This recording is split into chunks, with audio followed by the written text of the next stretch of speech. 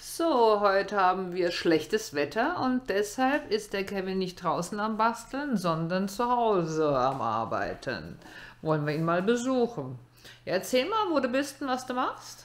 Naja, eigentlich befinde ich mich hier inmitten meiner Projekte, würde ich mal sagen. Also, Das ist deine Zentrale. das ist meine Zentrale, ja. Also ich habe hier das ist ein etwas älterer PC, den habe ich hier, da mache ich die ganzen Videobearbeitungen dran. In erster Linie spiele ich eigentlich auch da dran, muss ich dazu sagen.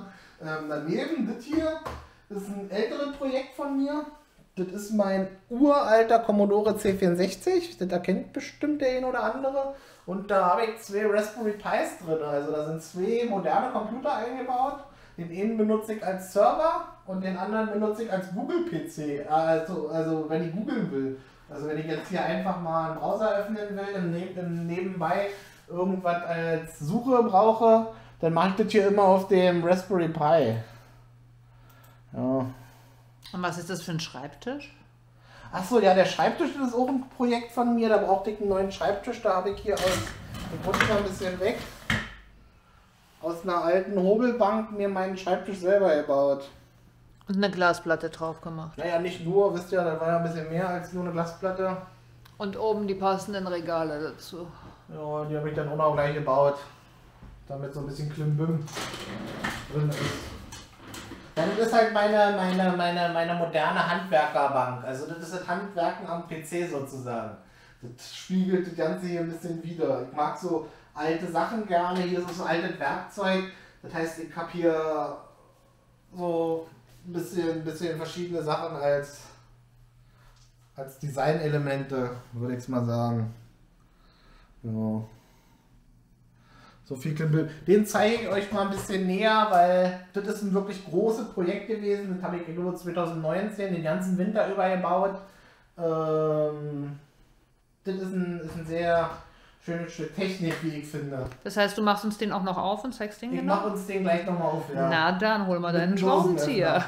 Ich hole meinen Schraubenzieher, wir sehen uns gleich wieder.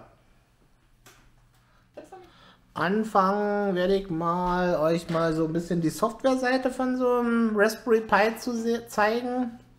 Und zwar habe ich das jetzt so gemacht, ich habe hier zwei Ebenen. Das heißt, ich habe erstmal einen Raspberry Pi einfach als Desktop-PC konfiguriert. Den kann man dann halt hier mit dem Browser zum Google nehmen oder für leichte Computer arbeiten.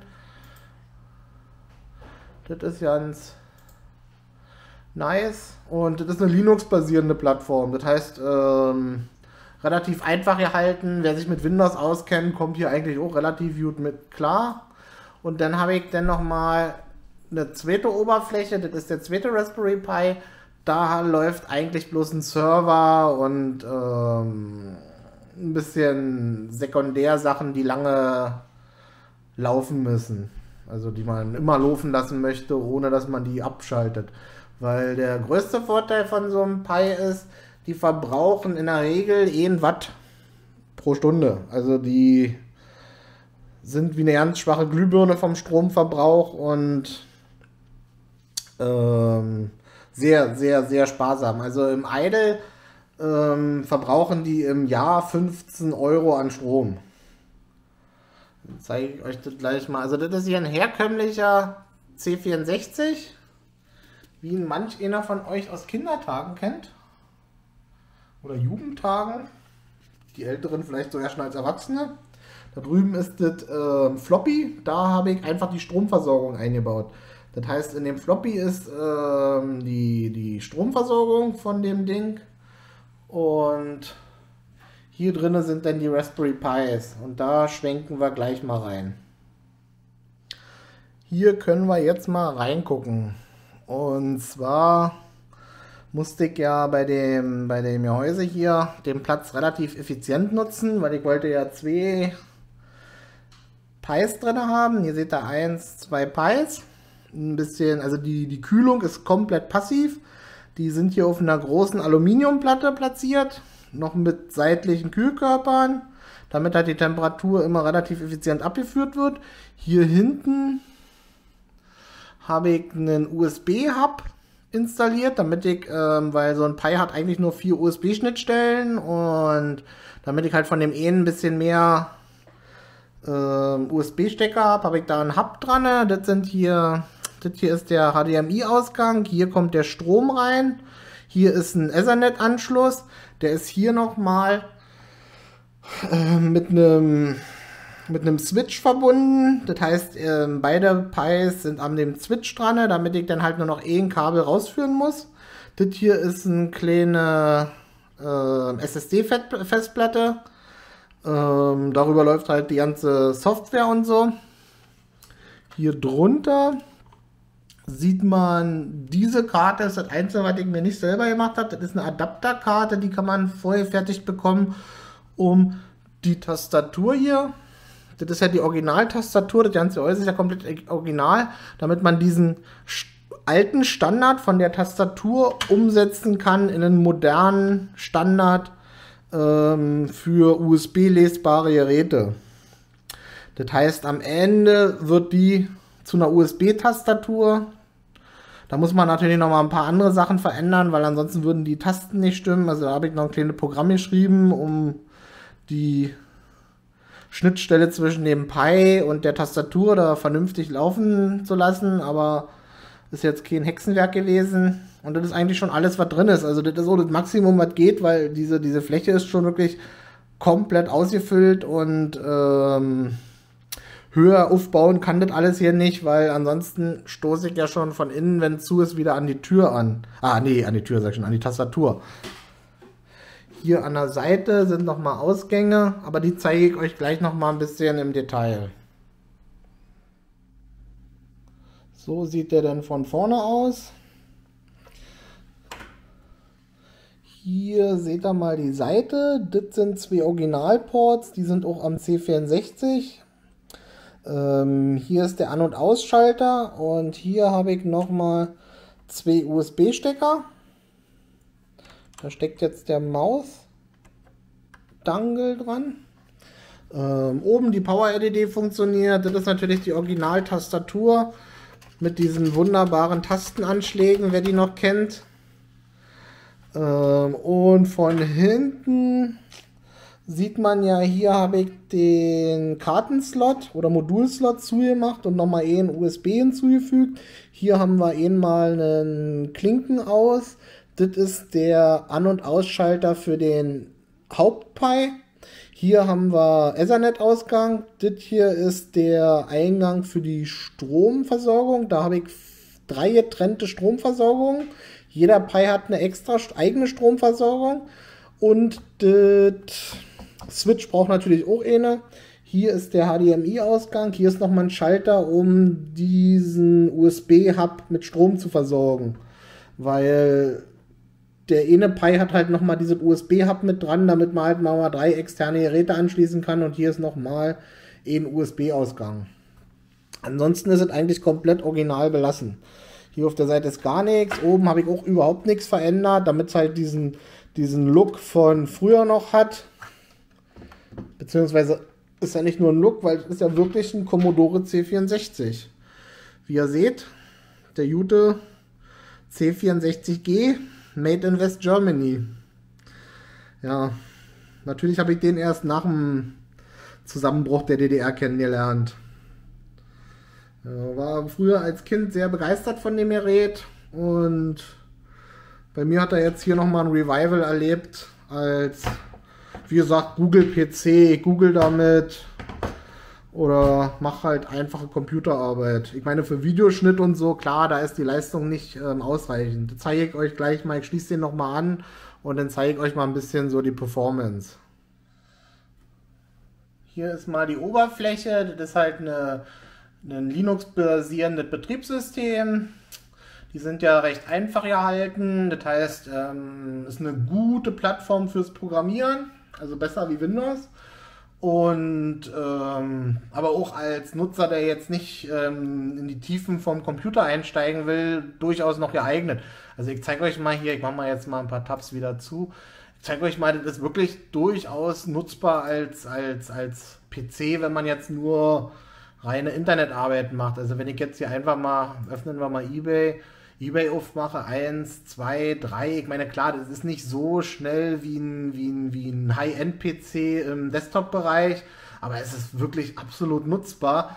Wenn man jetzt im Hinterkopf behält, der verbraucht eigentlich, sagen wir mal, der verbraucht 2, 3 Watt im Normalbetrieb, vielleicht 5, 6 Watt im Leistungsbetrieb und im Idle verbrauchen die, weiß ich nicht, eine ganze Ecke unter eben Watt. Also das reicht vollkommen aus. Und wenn man jetzt hier mal so diese Suchgeschwindigkeiten sieht, das ist wirklich völlig ausreichend. Also ich bin noch aus einer Zeit, da hätte man sich über diese Geschwindigkeit des Internets gefreut. Natürlich ist es jetzt nicht instant, also nicht wirklich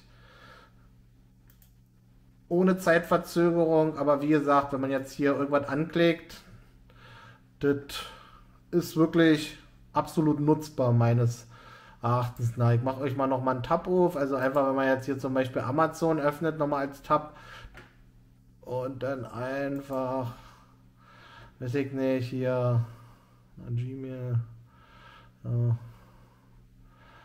einfach noch einen Tab öffnen. Zack, das ist ja wirklich, also er switcht ohne Probleme zwischen den Tabs durch und man kann die auch wirklich nutzen. Also wenn man jetzt hier mal was anklicken würde, das ist in Sekundenschnelle da. Also man muss halt wirklich immer im Hinterkopf behalten, dieser PC verbraucht gerade ca.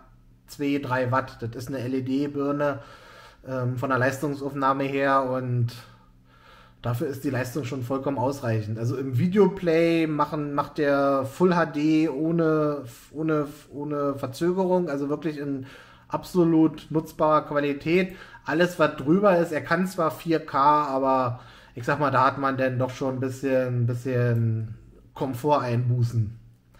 Ja, ich bin, wie gesagt, extrem überzeugt und mir macht so total Spaß. Ich mache wirklich relativ viel, muss ich dazu sagen, auf dem PC, auch Schreibarbeiten und so. Ich liebe schon zum Beispiel diesen Tastenanschlag von diesen alten Computern. Also, das ist ja noch wirklich was ganz anderes wie früher, also wie heute meine ich. Das sind so Tasten, die gehen ein bisschen runter und es ist einfach ein Genuss für die Hände. Ich will nicht sagen, dass es besser ist. Es ist einfach nur anders. Und irgendwie macht es wirklich Spaß. Natürlich jetzt hier 3 Stunden, schon alleine durch diese starke Höhe, ist natürlich 3 Stunden hier Texte schreiben nicht ideal, aber es ist halt ein guter Sekundär-PC. Und die Serverkapazitäten, die der mir bietet, die sind natürlich wunderbar. Also hier kann man ohne Probleme einen wirklich gut laufenden Server drauf betreiben. Und der kostet dich dann 15 Euro im Jahr im Stromverbrauch. Und so ein Gerät, habe ich euch ja schon gezeigt, wie die aussehen. So ein Gerät, so ein Ding kostet 50 Euro und das ist halt auch kein Geld. Und der ist unglaublich vielfältig. Ich zeige euch jetzt gleich nochmal eine andere Variante. Da schwenken wir jetzt mal drauf. Und zwar haben wir hier meinen zweiten. Ich habe ja noch 4 mehr. Ich habe, glaube ich, 5 Stück oder so. Aber das ist ein anderes Thema. Das hier ist unsere Medienzentrale. Diesen Würfel. Das ist ein altes Verstärkerkühlgehäuse. Beziehungsweise eigentlich nur eine Verstärkerplatte. Also diese Platte, die habe ich dann in der Mitte geteilt, umgeklappt. Und da steckt der kleine Pi, guckt mal, hier zwischen. Also den habe ich hier zwischen gebaut.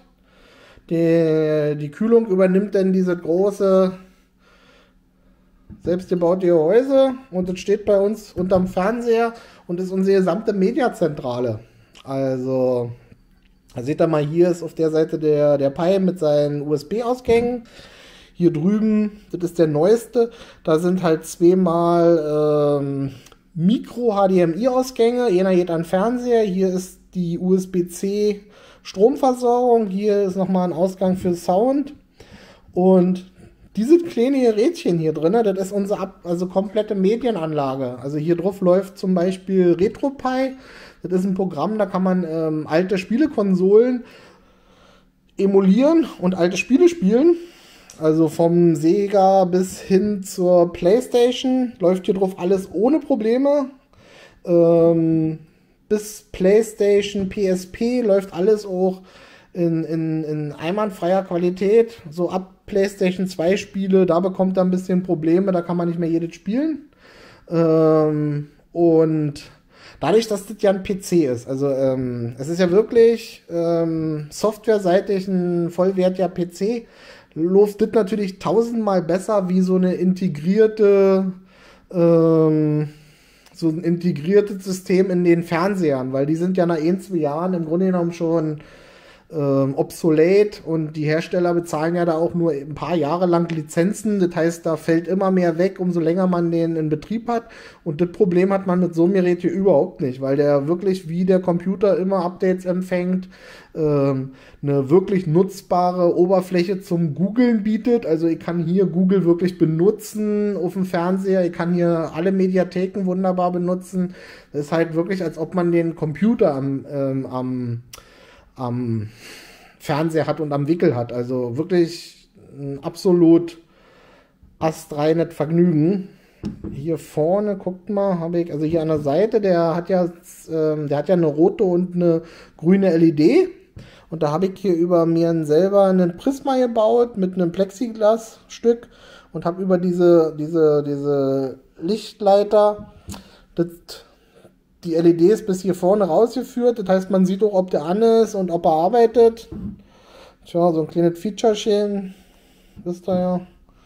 Mach ja gerne so ein Mist. Und die sieht wirklich top aus. Also, da haben mich schon viele gefragt, was das ist, wenn die hier bei mir in der Wohnstube gesehen haben, was bei uns unterm Fernseher steht. Und wie gesagt, also, gut, das Gehäuse, klar, das ist ein bisschen aufwendiger, aber das Ding da drinnen kostet 50 Euro und mit ein bisschen Konfigurationsfähigkeit, also da muss man weder programmieren können, noch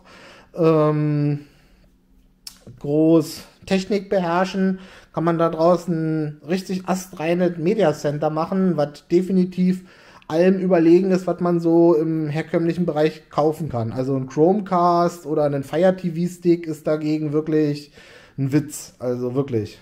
Da kann man wirklich tausendmal mehr mitmachen. Ja, da war wohl gerade die Batterie alle, aber ich habe ja eigentlich gezeigt, was ich zeigen wollte. Ich hoffe, ihr findet es mal interessant, so nebenbei mal was zu sehen von uns, also so quasi an der LKW-Tür mal vorbeigefilmt, was dahinter passiert. Ich finde, das ist durchaus sicher mal interessant auch zu sehen, was die Leute sonst so machen, weil es gibt ja nicht nur Campen, Vanlife und LKW fahren. Und ich hoffe, da habe ich ein Thema getroffen, was vielleicht den einen oder anderen interessiert. Ihr könnt ja gerne ein paar Fragen dazu stellen oder so. Ich bin ein sehr großer Fan von diesen Raspberry Pis, auch wenn es jetzt nicht direkt eine Handwerkstätigkeit ist, außer die Gehäuse natürlich, die habe ich mir alle selber gebastelt. Es ist ja eher eine Sache mehr mit Computer und Programmieren in erster Linie, aber es hat mir sehr viel Spaß gebracht und meinen Horizont doch noch drastisch erweitert, indem man halt wieder ein weiteres Tool in seinem Werkzeugkasten hat. Weil man kann nur die Sachen verarbeiten, die man kennt. Und vielleicht hat der eine oder andere von euch da noch eine viel coolere Idee, was man mit den Dingern machen kann, weil die sind ja sehr günstig und unglaublich vielseitig. Ich habe da schon gesehen, da bewässern manche ihre Balkonblumen mit. Und da gibt es ja tausende Sachen, die man damit machen kann. Ich werde meinen LKW da auch mit ausstatten. Also ich bin, wenn ich jetzt mal Langeweile habe, vielleicht im Winter nächstes Jahr, bin ich da eigentlich, will ich mir eigentlich da eine Mediencenter-Anlage über diesen Pi laufen lassen. Dass man da halt seine ganze Technik darüber steuern kann. Aber das kommt halt in Zukunft. Ich habe sehr viele Projekte und aktuell viel, viel weniger Zeit, als ich machen will. Ich würde mich freuen, wenn euch das gefallen hat. Das ist halt mal LKW-Hausbau anders. Und vielleicht hat dem einen oder anderen ja gefallen. Wir sehen uns im nächsten Video.